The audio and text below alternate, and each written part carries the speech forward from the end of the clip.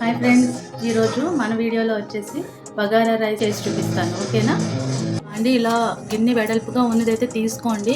So basmati rice కదా, చిన్న గిన్నె పెట్టుకుంటే కిక్కిరిసిపోయి మనకి రైస్ అనేది ముక్కు కింద అయిపోయే ఛాన్స్ ఉంది. సో కొంతమందికి వీలుగా తెలుసు చేసుకోవటము. సో తెలియకపోతే ఇలా పెద్ద గిన్నె అయితే పెట్టుకోండి, సరిపడ గిన్నె. నేను కొంచెం ఆయిల్, కొంచెం గీ కూడా కలుపుతున్నానండి ఇందులో. మీ ఇష్టము, ఒక్క ఆయిల్ ఒకటి వేసుకున్నా కూడా ప్రాబ్లం ఏమీ లేదు.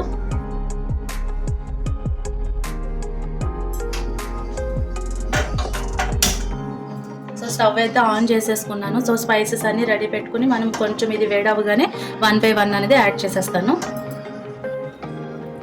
ఇది షాజీరా అండి, జీలకర్ర, నెక్స్ట్ బిర్యానీ ఆకు. సో ఈజీగా చేసేసుకోవచ్చు. సో చూసారు కదా ఈ ఫ్లేవర్. జాజికాయ చిన్న ముక్క, చిన్న చెక్క వచ్చేసి ఇంత వేస్తున్నాను. ఇలా పీసెస్ లాగా చేసేసుకొని వేసేస్తాను. లవంగాలు. సో ఇప్పుడు ఇలా యాడ్ చేయండి, ఒక 5. కరివేపాకు యాడ్ చేస్తాను. ఎక్కువ వేసుకోండి. మిర్చి మీరు రెడీ పెట్టుకోవడం అలవాటు అయితే దాని ప్రకారం మీరు చేసుకోండి. ఉల్లిపాయలు అండి, సన్నగా చీలికలు కట్ చేసుకున్న ఉల్లిపాయలు. యాక్చువల్గా ఉల్లిపాయలు వేసుకున్నా పర్వాలేదు, వేసుకోకపోయినా పర్వాలేదు. ఉల్లిపాయ అనేది చల్లదనం అంటారు కదా, అంటే మసాలా కర్రీ మటన్లోకి అని చెప్పేసి ఉల్లిపాయ వేస్తున్నాను. అదే మీరు వెజ్ కర్రీకి కాంబినేషన్ బగారా రైస్ వండుకుంటే ఉల్లిపాయ అనేది యాడ్ చేయక్కర్లేదండి.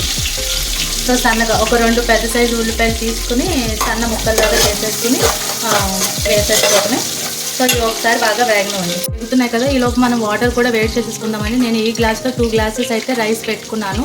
సో ఈ గ్లాస్తో గ్లాసున్నర 3 గ్లాసెస్ వేసి ఇంకొక ½ గ్లాస్ వేస్తున్నాను. 3.5 గ్లాసెస్ నేను వాటర్ అనేది కెటిల్లో పెట్టేసుకుంటాను. సో మీరు కూడా వాటర్ అనేది ఈ టైంలో వేడి చేసుకున్న వాటరే మనం ఇందులో వేసుకోవాలండి.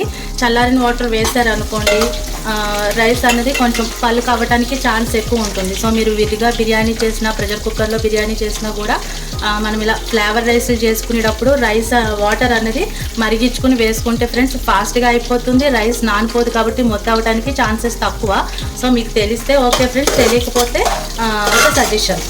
వాటర్ వేసేసి నానబెట్టేసుకుని సైడ్ పెట్టేసుకోండి. ఒక ½ an hour నానితే సరిపోతుందండి, అంతకు మించి కూడా ఎక్కువ అక్కర్లేదు. వచ్చేసి కొంచెం అల్లం వెల్లుల్లిపాయ పేస్ట్ కూడా యాడ్ చేస్తున్నాను.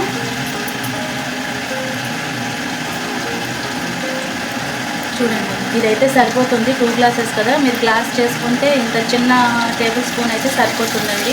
ఎందుకంటే మనకి కర్రీ స్పైసీగా వండుకునేటప్పుడు రైస్ కూడా స్పైసీ అయితే తినలేము. మనకి వేగిపోయింది ఉల్లిపాయ అవన్నీ కూడా. సో మనం అయితే కడిగి పెట్టుకున్న రైస్ నేను యాడ్ చేస్తాను.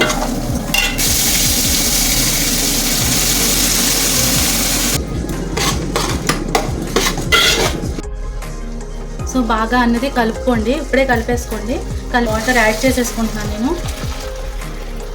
సాల్ట్ వచ్చేసి మనకి కర్రీలో ఉంటుంది కాబట్టి ఇందులోనే తక్కువ వేసుకుందాము. గ్లాస్కి ఒక ఫ్లాట్ స్పూన్ అన్నట్టు, పై వరకు వేయకండి, సరిపోతుంది, ఇంకా చూసుకోక్కర్లేదు. సో ధనియాల పొడి అండి ఇది. ఇదిగోండి, ఇది వచ్చేసి బిర్యానీ మసాలా పొడి.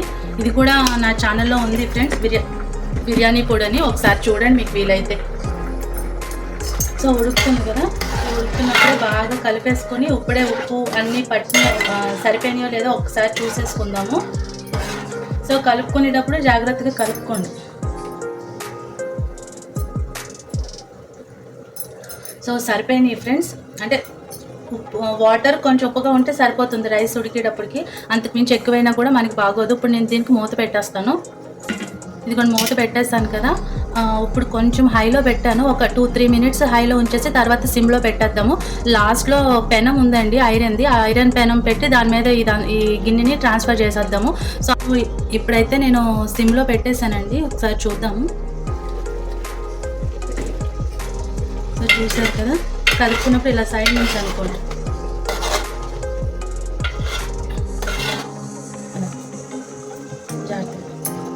సో ఆ వాటర్ ఉంది కదా సిమ్లో, ఆ వాటర్ మనకి సరిపోతుంది. సో ఆ వాటర్ కూడా అయిపోయాక అప్పుడు మనం ఐరన్ దాని మీద పెట్టుకుని దమ్ముకు పెట్టుకుందాం. బగారా రైస్లోని కొత్తిమీర అనేది యాడ్ చేస్తున్నానండి.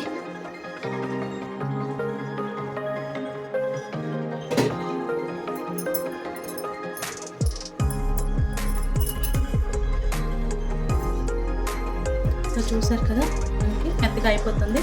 సో ఇలాంటి టైంలో మనము ఒకసారి కదిపేసి ఐరన్ ప్యాన్ మీద పెట్టేస్తాను.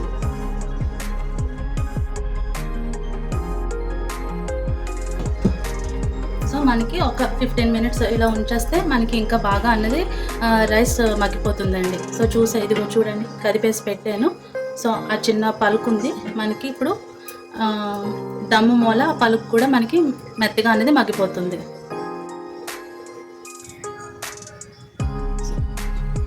ఇదిగోండి ఫ్రెండ్స్,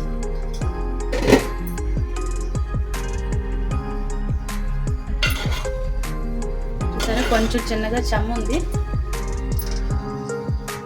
సో నాకు కొంచెం అలవాటు ఉంది కాబట్టి జాగ్రత్తగా కలుపుతున్నాను. మీరు కొత్తగా చేసేవాళ్ళు ఇలాంటిది పెట్టుకోవద్దు. దోశలు పెట్టుకునేది ఉంటుంది కదా, దాంతో ఇలా తీసి ఇలా సైడ్కి ఇలా పడేసినట్టు వేయండి. ఇలా పెట్టినట్టు పెడితే నొక్కుపోయి ముద్దయిపోతుంది.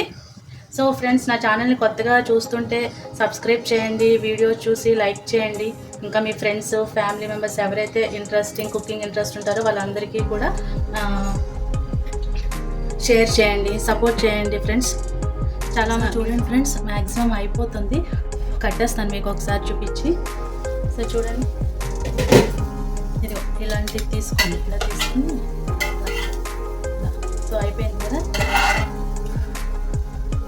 సో కట్టేసి ఇందులోనే ఒక 10 మినిట్స్ ఉంచేస్తే ఫ్రెండ్స్ మనకి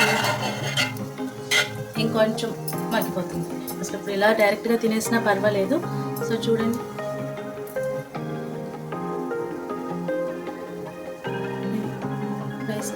ఎక్కడ అసలు ముక్క అవ్వకుండా బాగా వచ్చింది కదా. అందుకే ఇలా వెడల్పు గిన్నె తీసుకోండి, మీకు బాగుంటుంది. సో మరి ఇది ఫ్రెండ్స్ ఇవాళ వీడియో.